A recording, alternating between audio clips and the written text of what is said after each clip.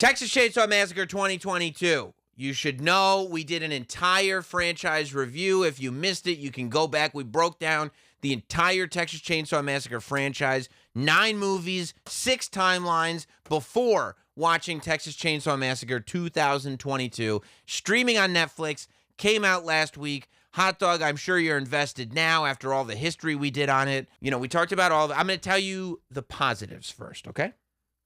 Mm-hmm. Very gory. And very gory. Probably the goriest of all the Texas Chainsaw Massacre movies, which is saying a lot. You're talking about full contact chainsaw. You're talking about... people on hooks? Yeah, I think so. Sledges to the head. Full view, sledgehammers to the head. Lots of kills. I mean, way more kills than any of the other Texas Chainsaw Massacre movies. The key here is going to be, and this is going to sound bad. Hot Dog, you're going to go like this. The key is going to be to lower your expectations. Yeah. Wherever they are, lower them a little bit more, okay? You can't go in here. It's not going to work because I went in with high expectations and it was like, what? It ain't 1974. It ain't Texas Chainsaw Massacre. There were lots of references to other horror movies, which I love that. There's references to there's references to the other Texas Chainsaw Massacres, obviously. But then there's references to The Shining. There's references to Dawn of the Dead. It's full of Easter eggs. And I love that because it means the people that made it are kind of invested in the genre. Leatherface actually looked good to me. I thought Leatherface was going to look cheesy based on the pictures, but I liked what they did with Leatherface. I thought he looked good. The ending. I really enjoyed the ending. Again, very fun ending. And we did get a Leatherface dance in the end. I'll say that. We did get a dance. So that's good. That's good. Now, here are the issues with the movie. It has nothing to do with the Texas Chainsaw Massacre. It has nothing to do with I don't know how you could call this a sequel. And it's a real sequel. Like, it's literally one of the it's not the plot, the subplot of the movie is Sally from the first one hunting down. I mean, it's literally the same thing that happens in the Halloween Redux, when Jamie Lee Curtis is still alive and has gone crazy over the years trying to get revenge on Michael Myers. It's the exact same thing with Sally. Like, she's got a picture from the van and everything. And I mean, they really go, like, this is definitely the same Leatherface, definitely the same Sally. This is exactly whatever it is, 1974, 2022. So, 48 years or whatever removed from the original. This is the same thing. However, the familial ties are, ignored. So, to me, the Texas Chainsaw Massacre, and something that most of the sequels just don't get quite right. The Texas Chainsaw Massacre is about the family, number one, right? The family is just as important as Leatherface. Number two, Leatherface is not only mortal, he's extremely mortal. He's he's cognitively not advanced. But he's very mortal, he's following direction. He almost doesn't know how evil he actually is. He's not Michael Myers. He's not evil incarnate. Big, strong dummy? Yes.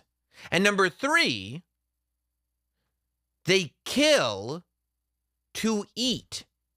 Cannibalism is essential to the Texas Chainsaw Massacre. It doesn't make any... They don't murder for the sake of murder. They don't revenge kill. They don't do that stuff. When they kill, they eat. It's like hunters. And that's the whole thing. It's set up in the 1974 movie. When they pick up the hitchhiker on the road, the hitchhiker is explaining that they use every part of the cow in the slaughterhouse. That they take all the stuff, the eyes, the brain, the organs, and they put it up, and that's what head cheese is. Head cheese is a dish that they have out there. It's really disgusting, but it's all the parts of the cow that they don't use. But they make it like that. The reason that scene is in the movie is so you realize later on, once the kids are in the house and everything, that they're not only killing you, but they're going to eat you. They're going to sell your meat as barbecue. They're going to use your bones to build furniture, like the furniture in the house. All this stuff.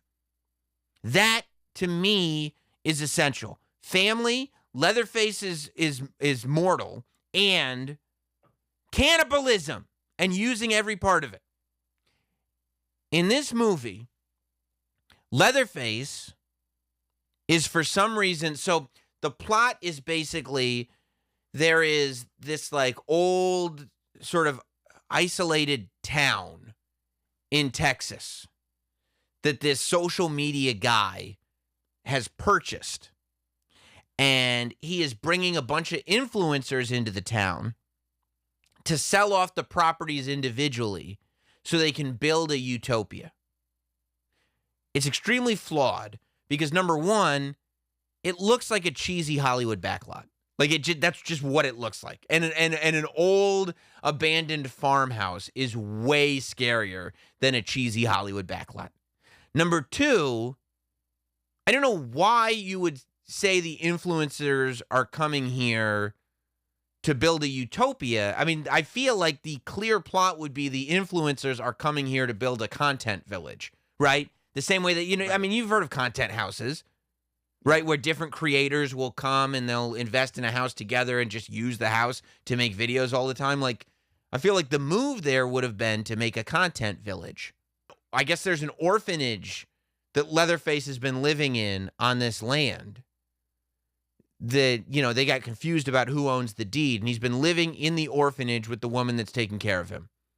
And you're like, why the fuck would Leatherface be in an orphanage if he lived with his family as an adult? I don't think they knew anything about the Texas Chainsaw Massacre. Because there's no acknowledgement of Leatherface's family whatsoever, which, again, are essential. And Leatherface is somehow like a zombie Michael Myers type. Like, Leatherface literally gets shot multiple times, chainsawed. He's got to be in his 70s. He has to be in his 70s. There's no way in 1974 he wasn't in his 20s at the minimum. He had to be in his 20s. He was a giant, okay? So let's say he's 23 back then. Okay. That would have made 70, right? Mid 70s. Mid right? 70s. Or late 70s. Yeah. This guy moves like a pro athlete. He's faster than he's ever been. He's faster than he was in 74 right now. I mean, he's running all over the place at top speeds, and that's a lot of weight to carry around. Somebody that's the size of Leatherface that doesn't have the sense to exercise well is probably not going to have the joint strength to carry himself around at the rate that Leatherface does. Have you seen Bob Backlund nowadays? Well, okay. Again. That man's still going. Still going strong.